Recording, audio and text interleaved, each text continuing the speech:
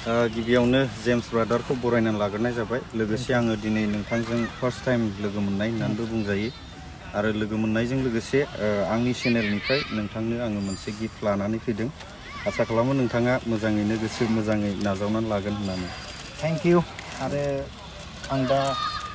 देरहासार इस्लारि आंथ' पुरा मोनथिजोबखागौ बबे जायगानिफ्राय आरो बर' हारिनि थाखाय मा खामानि मावनो नाजागासिनो दङ आं माने बुजिजोबखागौ आरो ना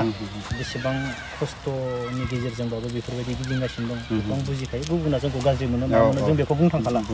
जाय साननो हायो जोंनि सायाव बे मोजां मोनगोन बेखौ आं डाइरेक्ट बुंखायो अब्ला देरहासार इउटुबार देरहासार इस्लारि 2022 दा आङो बिनि स्पन्सरखौबो आङो बुंनोसै बियो आं बानायनाय नङा बेयाव गफुर हालामनि रायजो राजाफोरा माने मार्टियासफोरनि थाखाय बानायना होनाय जादों आरो आं बिथांमोननि थाखाय जेब्लायबो खामानियाव नांथाबबायानो थागासिनो दं ओमफ्राय स्पेसियेलि बे खामानियाव बांसिनै मदद होदों होनोबा राजेन बसुमतारी सारानो बिथाङा गफुरनि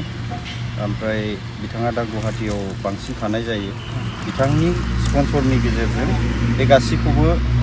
मावनानै हरजोबनाय जादों ओमफ्राय लोगोसे आङो जोबोद गोजोननाय मोनो आरो थेंक्स होनो सानो गफुर हालामनि रायजो राजाफोरखौ आरो बिथांमोननि जे थांखि बेफोरो थाबैनो जाफुंगोन आङो बेखौ ब्रादारनि चेनेलनि थ्रुयै आङो आशीर्बाद हरो गासै गफुरनि आंनि इउटुबखौ मोजां मोनग्रा आंनि फेमिलि लोगो नोंथांमोननिसिम बे गफुर हालामनि बेयाव आं बायदिसिना फरायनो मोनगोन आरो बेजों लोगोसे देरहासार इस्लारिया जोंहा बेखौ लाना फैना आंनो गिफ्ट होफैदो बेनि सिबां आंहा देरहासार इस्लारि आदाखौबो बुंनो गोनां जेबो गैला आरो गफुरनि गासै रायजो राजा नोंथांमोननिसिम आंनि गोसो गोरबोनिफ्राय आरो आंनि फेमिलिनिफ्राय बिग सेलुट जय हिन्द अब्ला देरहासार इस्लारिखौ आं बेखिनियावनो बिदाय लानोसै थेंक इउ